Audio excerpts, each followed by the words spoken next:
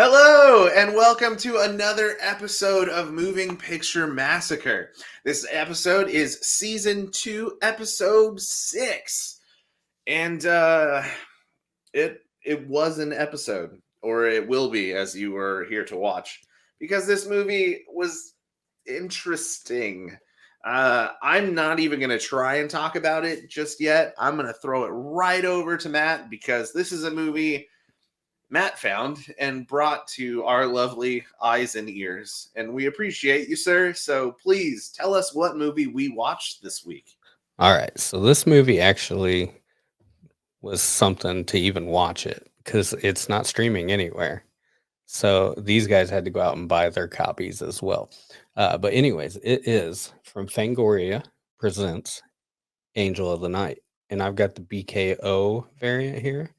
And let's stop for a minute. I was talking to Ricky about the cover of this movie, and I did not realize all that was happening. I didn't know that those were boobs. I didn't know that those were coffins. No, I saw the bat and I thought it was kind of like a blurred thing at the wow. Up until about 20 minutes ago, I had no idea. But anyways, I didn't see those coffins either until right now. yeah. And I think the boobs are what distracted me, though. So Yeah, there's a vampire bite up there. But yeah, anyways, I'm gonna read the back of this. It says his reign of blood begins again. All right.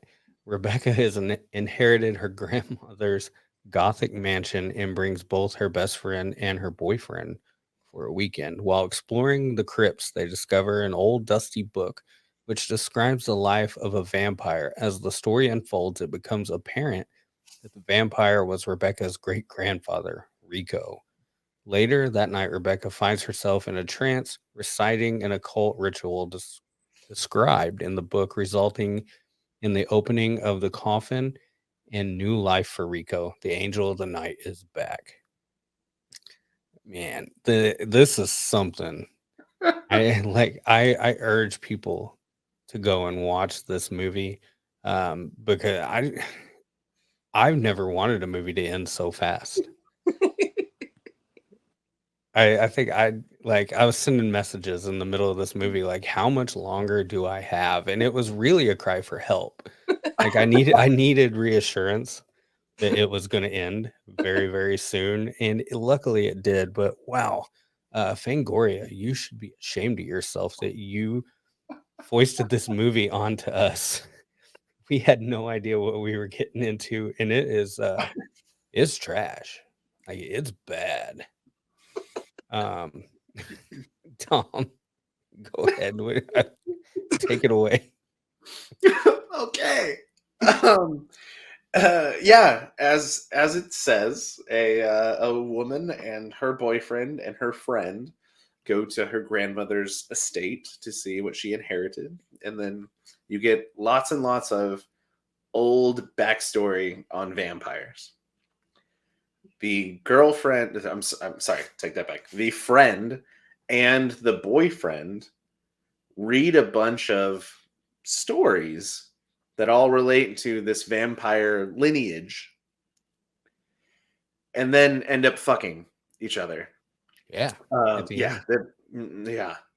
That was. I had to like go back and remember that it was her boyfriend. Sorry, because it fucked me up. I'm like, why are I was so confused that they were now having sex and everything was fine. And at the end of the movie, he gets back with his lady and everything is fine, like nothing happened.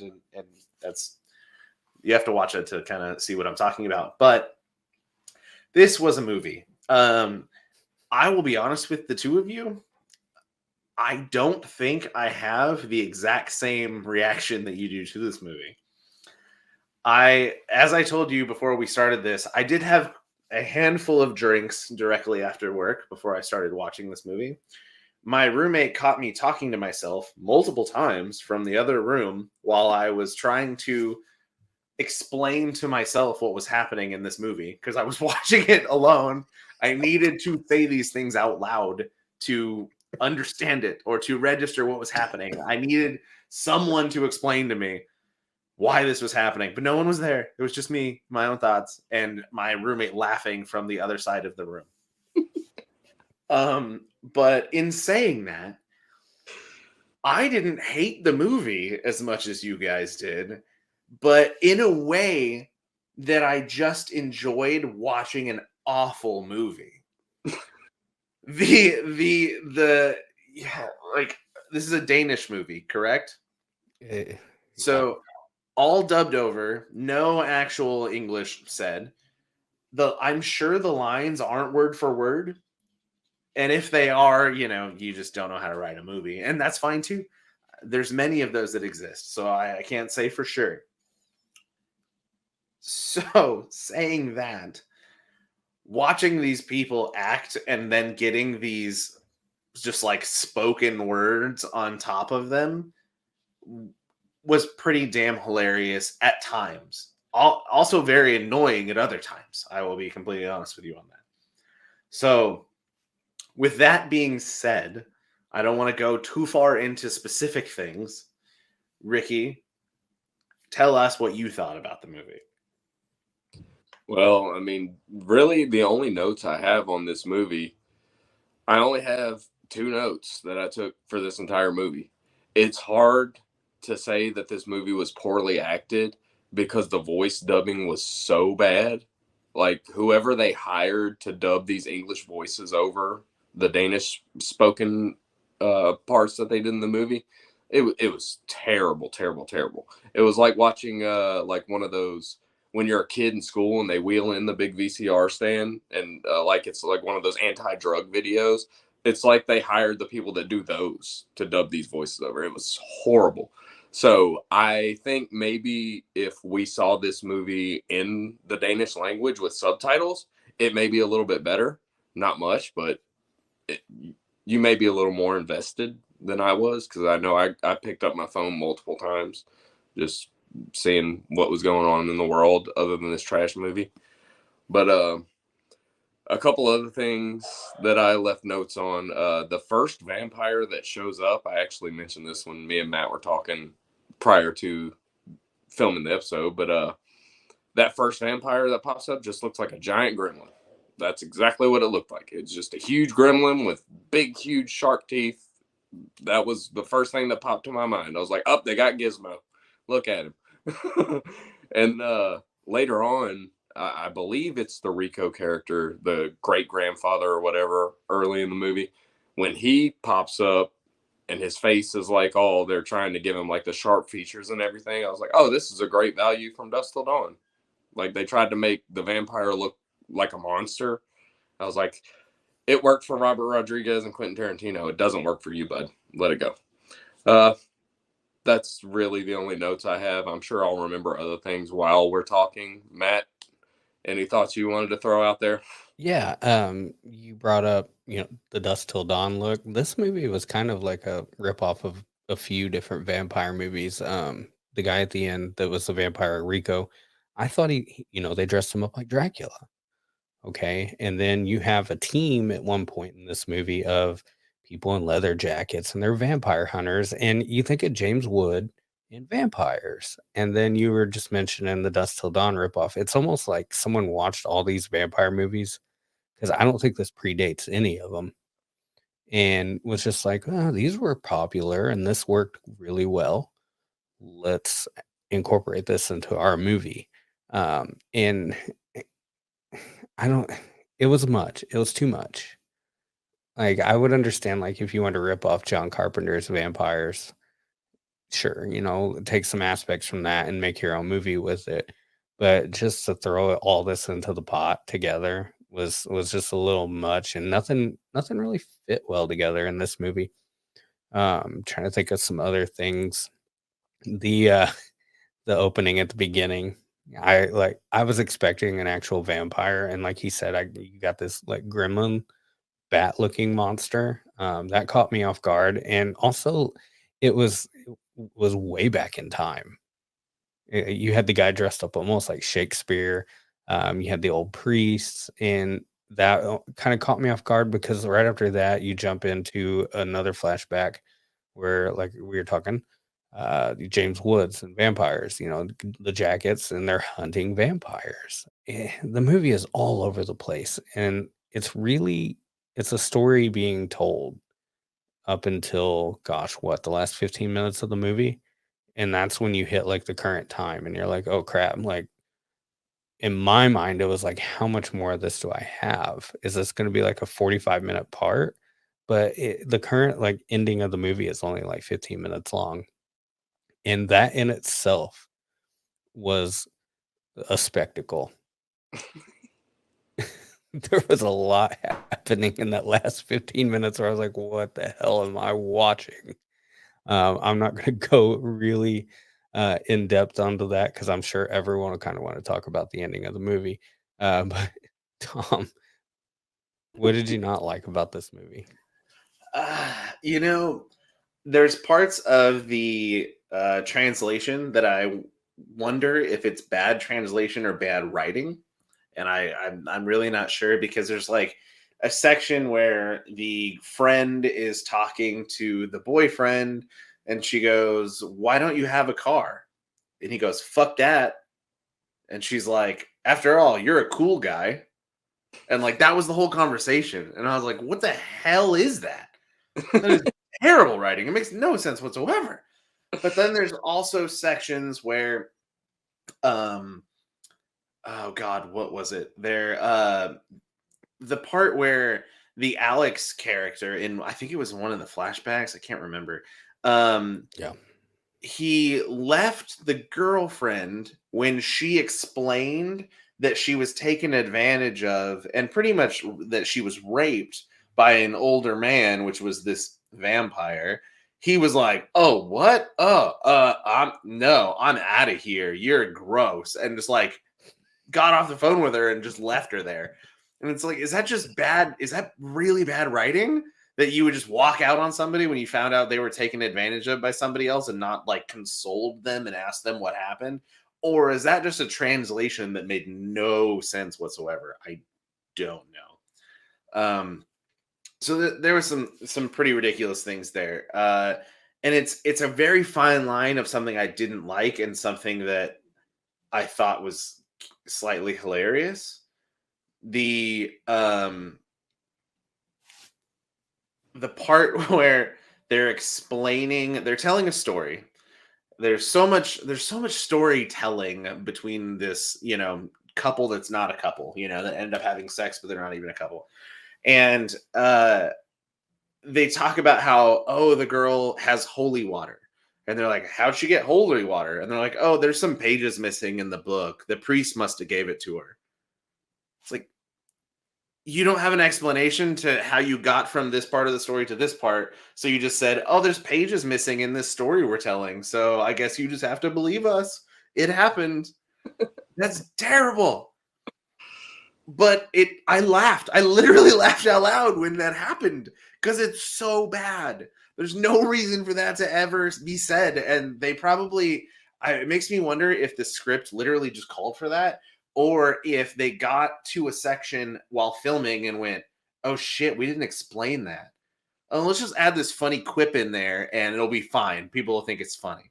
Because in the craziest thing about it, this movie is listed as, according to IMDb, is a horror comedy.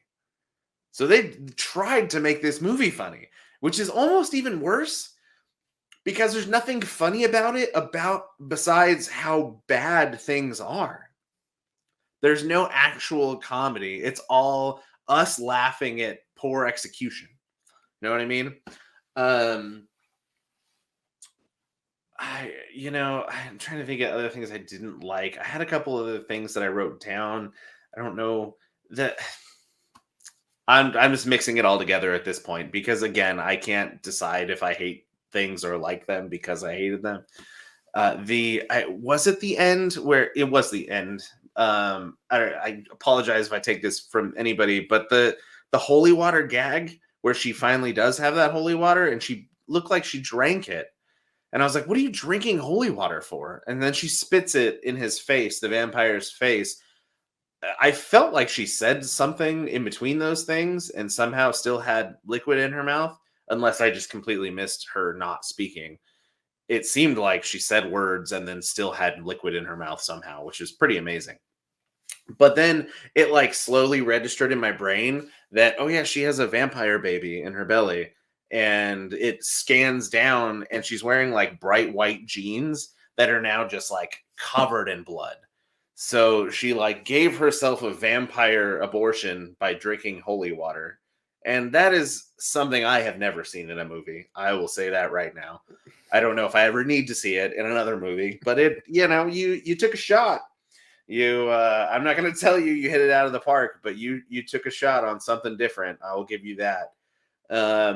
The only other thing I want to mention that I found out that was kind of interesting was there was a section where they were reciting some words, some like talisman-y kind of like words they were going through. And apparently, excuse me, the words that they were using were based off of a vampire role-playing game called Vampire the Masquerade.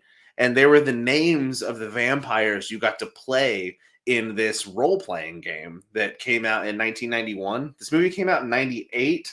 I think the VHS, the VHS says 2000, but from what I saw, the movie itself came out in 98, and this role-playing game came out in 91. And so it was kind of a callback to this weird little, like, almost D&D-esque kind of role-playing game about vampires. Oh, that was kind of interesting. But besides that, I think that was it. That was all that I wrote down. The very first thing I wrote down was a line that was said, "I could have fun with this dildo." And she was not holding a dildo at all.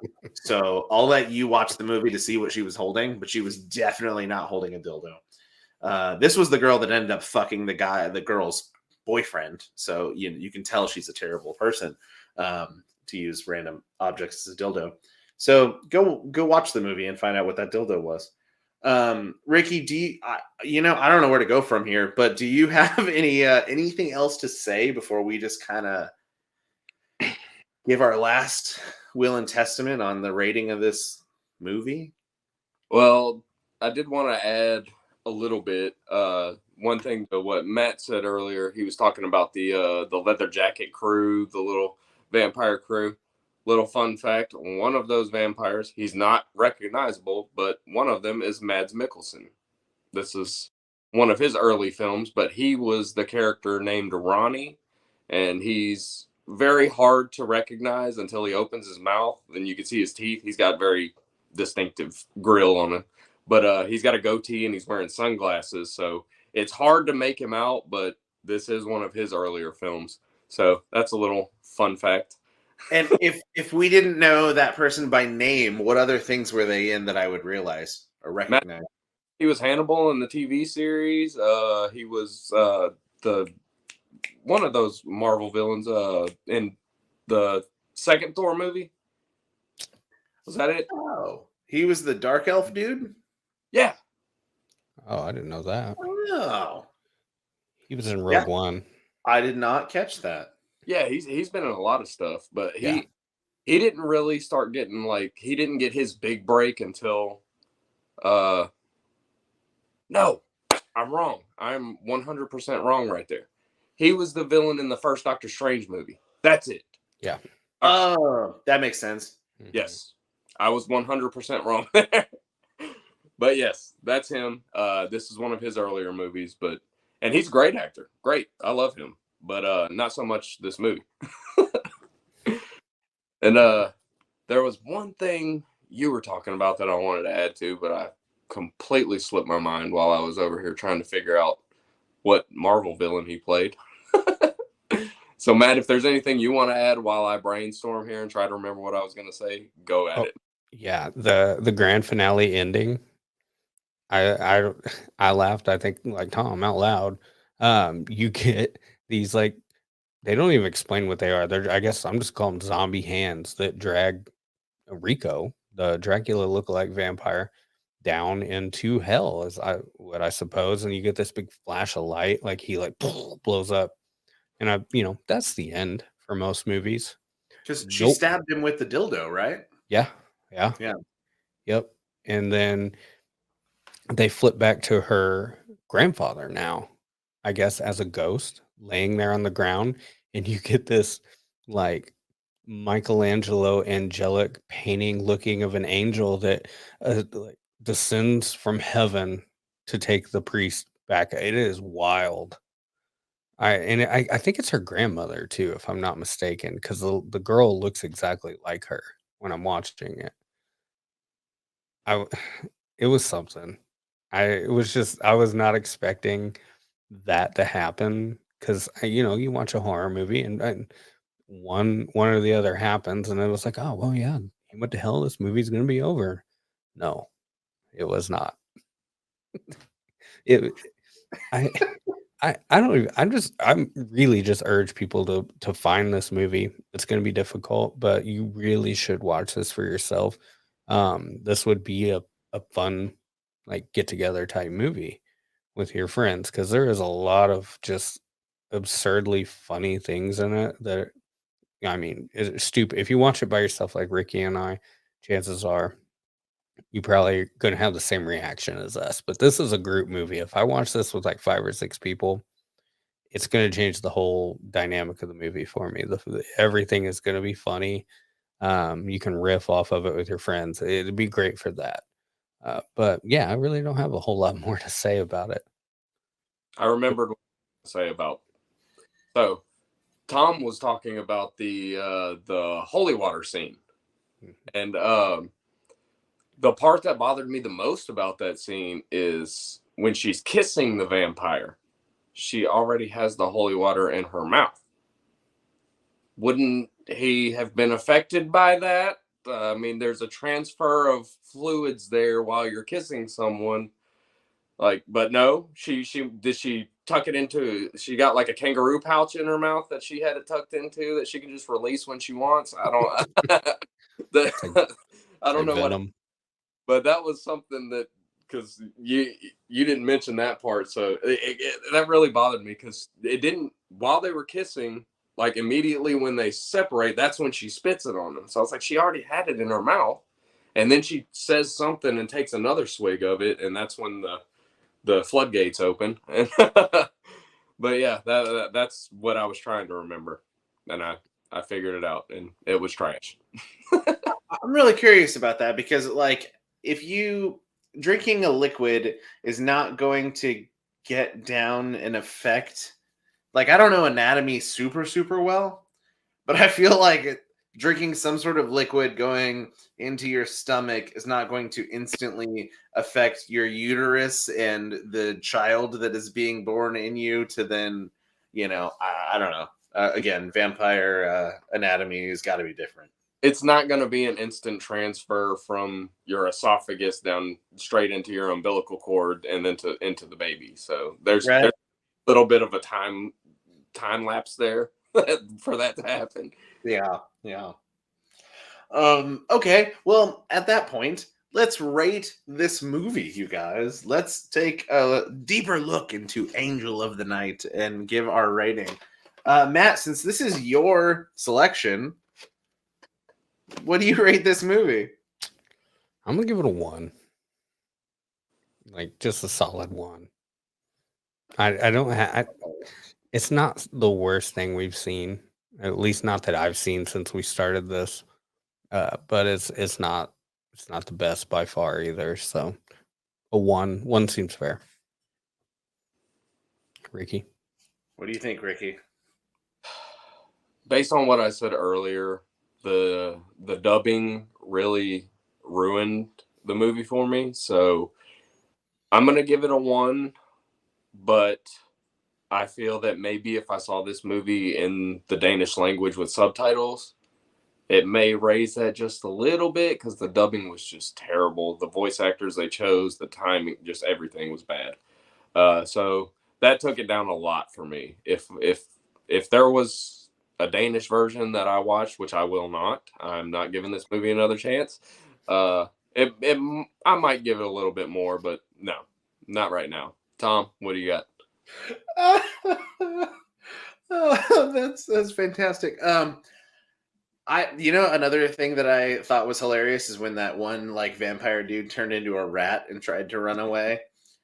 And when they're doing that whole fight scene, yeah, and there was so many like close-up gunshots. It's like And for some reason, the one dude got like bit by the vampire, but also could still reload his shotgun and then shoot the vampire while he was being amazing. So I think I was in a completely different headspace than both of you watching this movie, because I'm going to give this movie 2.5 stars because I again sat in my room and just talked to myself because there were so many things that just like blew my little brain about how either dumb they were or how they didn't make sense or how it made me laugh because it was so stupid.